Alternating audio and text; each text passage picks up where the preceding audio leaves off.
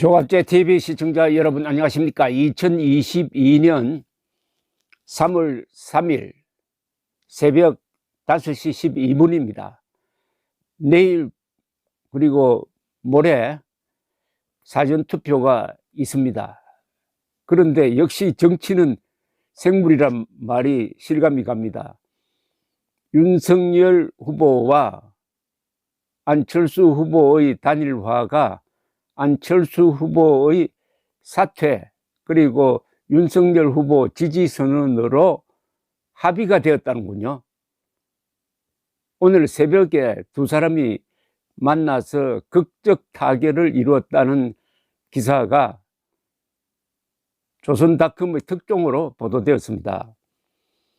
그러니까 오늘 새벽 두 사람이 전격적으로 만나가지고 후보 단일화에 최종 합의를 했다는 겁니다. 그리고 오늘 오전에 국회에서 합의문이 발표될 것이라고 합니다.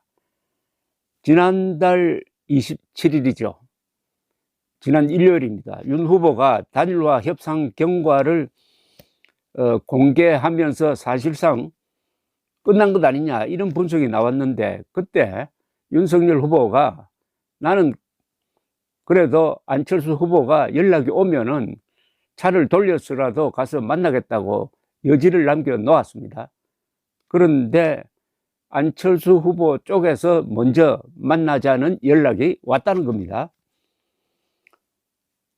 4일부터 사전투표에 들어감에 따라 3일이 사실상 마지막 단일화 시한이라면서 아마도 안철수 후보 주변에서 안철수 후보에게 단일화를 하라고 압박을 가했다고 관측이 됩니다. 어쨌든 국회에서 두 사람이 합의문을 발표를 할 때 안철수 후보가 조건 없이 사퇴하고 윤 후보를 지지하는 그런 내용이 될 것으로 보입니다. 그러니까 이것은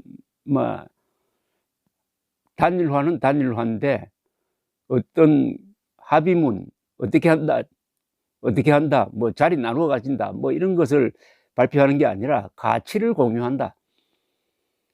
과학 기술 부분에 대해서 안철수 후보의 생각을 윤석열 후보가 충분히 뒷받침하겠다, 이런 내용이 될 것으로 보입니다.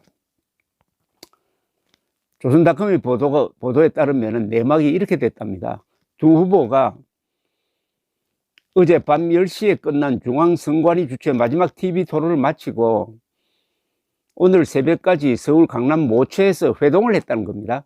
윤 후보 측 장제원 의원과 안철수 후보 측 이태규 의원이 현재 합의문 문안 작업을 진행 중이라고 합니다. 어제 열린 선관위 TV 토론 시작 직전에 두 사람은, 즉 안철수, 윤석열 후보는 잠깐 만나가지고 이 만날 회동, 극적 회동을 조율했다고 합니다. 약속을 했다는 거겠죠. 안 후보가 며칠 전에 연락이 오면은 만나고 싶다라는 이야기를 한 적이 있습니다. 그리고 정권 교체라는 말을 그때 다시 쓰기 시작했어요. 그전에는 정권 교체라는 말을 안 썼습니다. 안 후보 측 관계자는 후보 핵심 참모들이 지난 1일 안 후보에게 윤 후보와 회동을 통해 단일화 문제를 논의해 볼 것을 진지하게 요청했고, 안 후보가 알겠다는 뜻을 밝혀서 이런 극적 타결이 이루어졌다고 조선닷컴은 보도하고 있습니다. 안 후보 측에서 윤 후보 측에 회동을 먼저 제안했다고 합니다. 장제원 의원과 안 후보 측 이태규 의원은 지난 토요일에서 일요일 새벽에 걸쳐서 두 차례 비공식 협상을 했으나 결국 성공하지 못했는데, 그때 합의된 내용은 대충 대통령직 인수위원회를 윤석열, 안철수 두 사람이 공동 운영하고, 이 내각을 짤 때 국민의당 인사가 공동 인사권을 행사하고 대선 후 합당을 추진하는 데 의견 접근을 이뤘었다고 하는데, 상황이 확 달라진 입장에서 오늘 또 이런 합의가 발표될 것 같지는 않고 이런 정신은 이어간다 뭐 이렇게 되지 않을까 생각됩니다.